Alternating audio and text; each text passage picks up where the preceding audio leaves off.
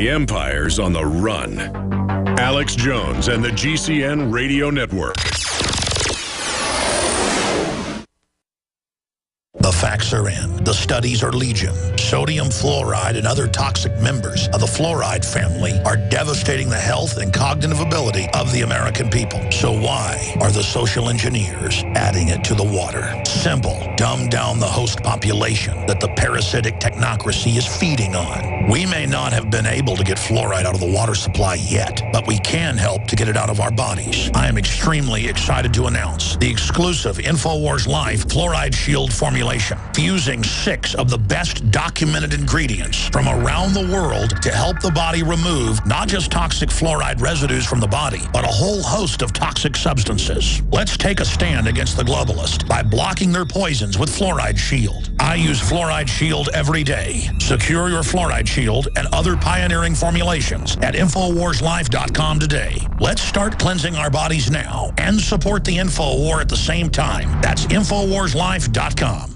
My friends, Alex Jones here to tell you about some of the most important information concerning you and your family's health. Radiation levels have more than doubled in the last 60 years in the Northern Hemisphere from all of the nuclear testing and radiological accidents. Radioactive contamination is now in most of the food supply. There's only 2 ways to avoid this. Move south of the equator or properly protect your thyroid with Nascent Iodine. Looking to protect my family, I've done deep research. Nascent Iodine is the purest, cleanest, absolute best form of iodine to protect yourself and your family. It's made right here in the USA, completely non-GMO. I searched out the best quality and now have developed a double-strength form of Nascent Iodine, exclusively available at InfoWarsLife.com. Nascent Iodine is on record as one of the only safe ways to detox from fluoride poisoning. Survival Shield Nascent Iodine. Secure your super high-quality Nascent Iodine today at InfoWarsLife.com. That's InfoWarsLife.com.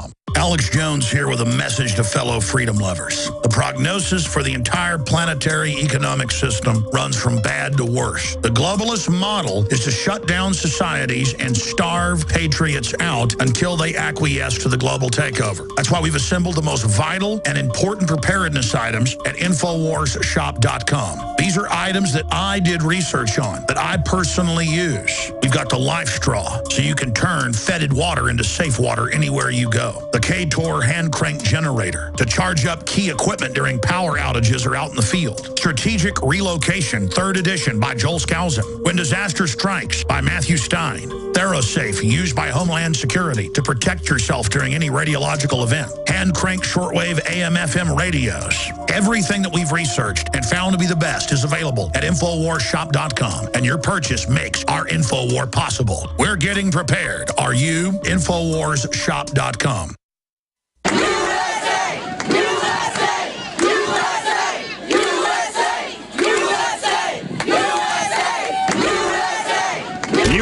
One ant stand up to us, then they all might stand up. Those puny little ants outnumber us 100 to 1. And if they ever figure that out, there goes our way of life. It's not about food. It's about keeping those ants in line.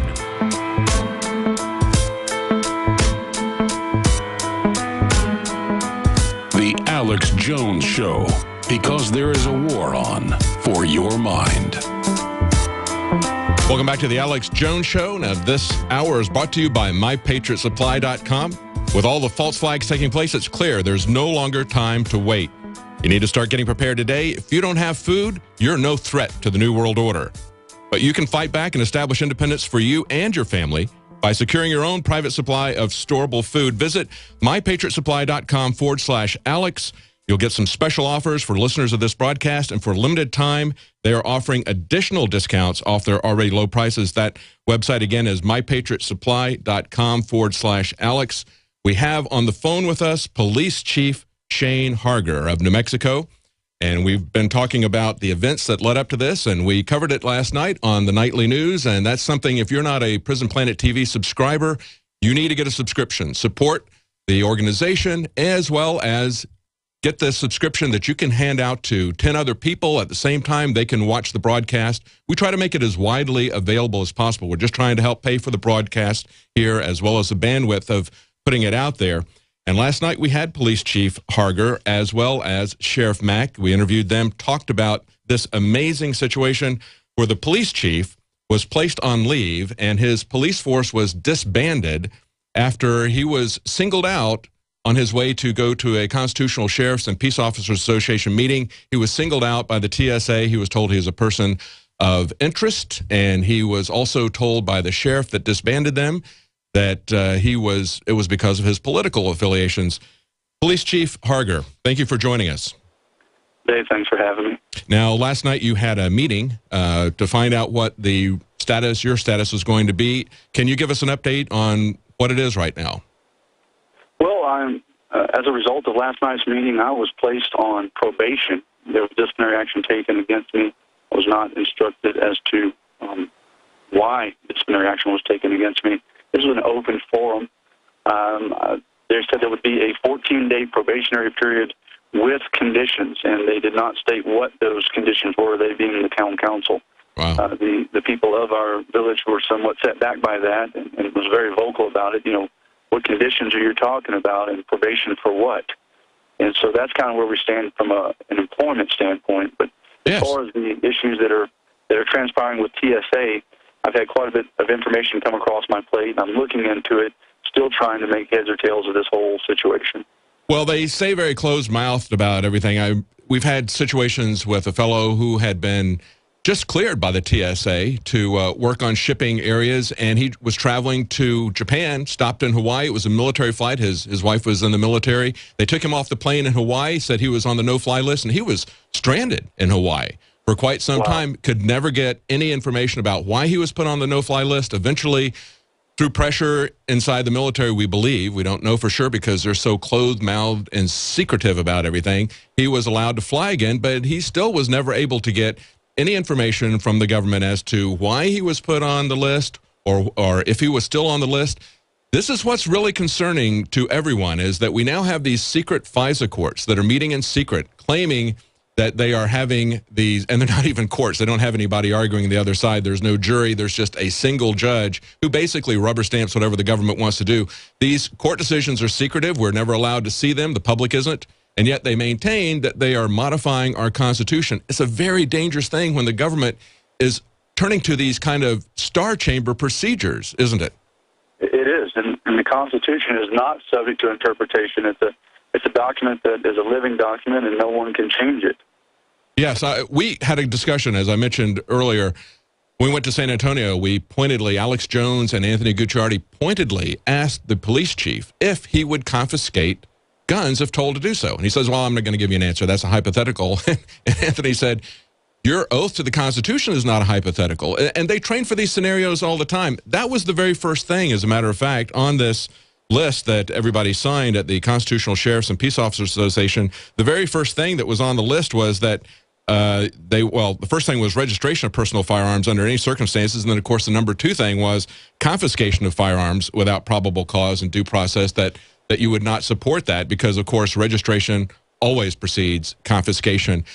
It's something we're very concerned about, and we've been talking about this quite some time. And I guess maybe for you, your initial response was to be cooperative, just like our response is typically to be cooperative. But you were surprised at how intrusive this was and how they kept at you, and eventually you pushed back on this, right?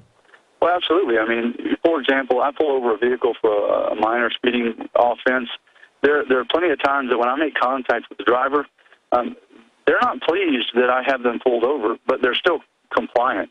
They do what I ask, but they're not happy about the circumstances. And you know what? That's okay. This is America. There's nothing wrong with expressing yourself. If you have displeasure in a particular situation, you feel you've been wronged, there's due process, and that's all this was. I was being harassed, in my opinion, and I think the facts support that. Also, I made the point that I didn't appreciate it. I wanted to be allowed to travel freely, and I was not allowed to do that. Time and time again, I was stopped and harassed and annoyed and questioned like this is Nazi Germany. And, papers, please, prove who you are. And what made this more egregious and injurious to me is I'm a U.S. citizen. I'm obviously not of foreign national descent, blonde hair, blue eyes. and a country accent. I mean, I'm from here. I was born and raised here.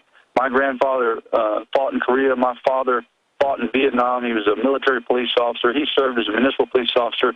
And here I have served on and off since 1998 in some law enforcement capacity or another, currently serving as chief of police. And they knew this, that I was serving as chief of police, and treated me as though my name was Osama bin Laden. Yes. I didn't appreciate it. And there was dramatic repercussions for vocalizing the fact that I didn't appreciate being treated that way. Well, if you'd been a member of the bin Laden family, they would have given you the VIP treatment, just like they gave the Muslim Brotherhood, just like they did give the bin Laden family right after September 11th.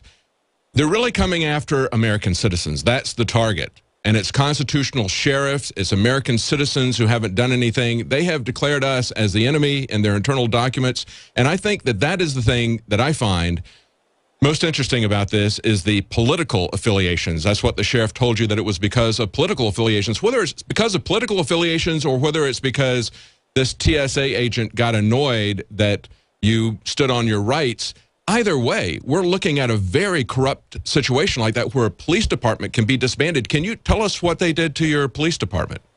Well, let me clarify something real quickly. As far as the sheriff was concerned, he did not tell me specifically, directly, that this was because of my political affiliation, but based upon statements that he made that were certainly of a political nature, one could only derive that conclusion. But that having been said, when I get back from my trip to the Constitutional Sheriffs and Peace Officers Association, I'm immediately told that I'm being placed on this administrative duty, administrative leave, whatever. I'm relieved of my chief's position, basically, in essence. I'm stuck behind a desk.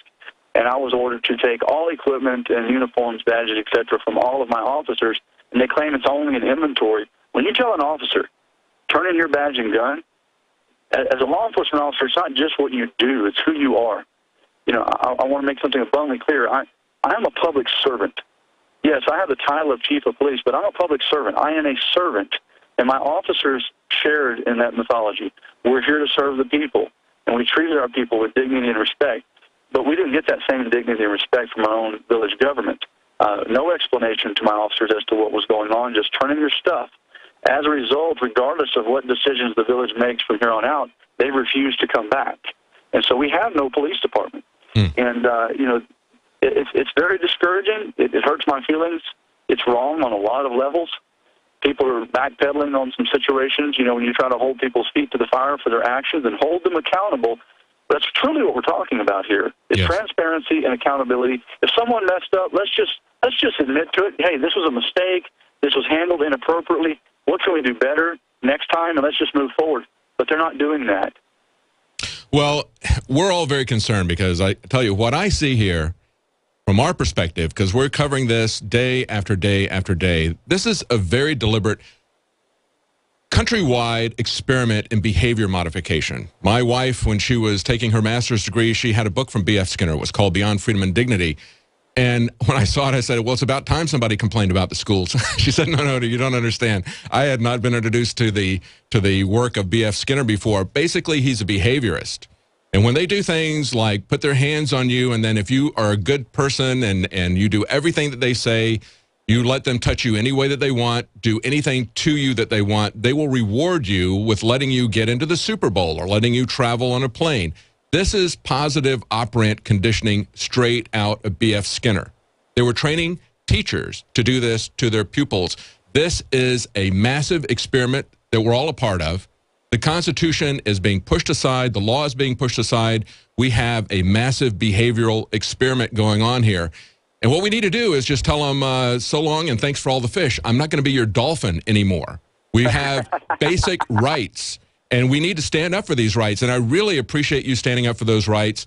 I really appreciate you standing up for our rights as a constitutional sheriff and going to this. You had some very moving words about that meeting that you went to. Did you want to share that with us? I had the pleasure, the distinct pleasure of sitting in a room full of people, dignitaries, if you would, that don't view themselves as such. They view themselves as servants, and they were dedicating their time and resources and energy into constructing a resolution that would reaffirm the inevitable, the pre-existing document, the U.S. Constitution, the Bill of Rights. And all they were doing is coming together in a unified effort to say, we're public servants. We have a flock to protect. We're going to protect our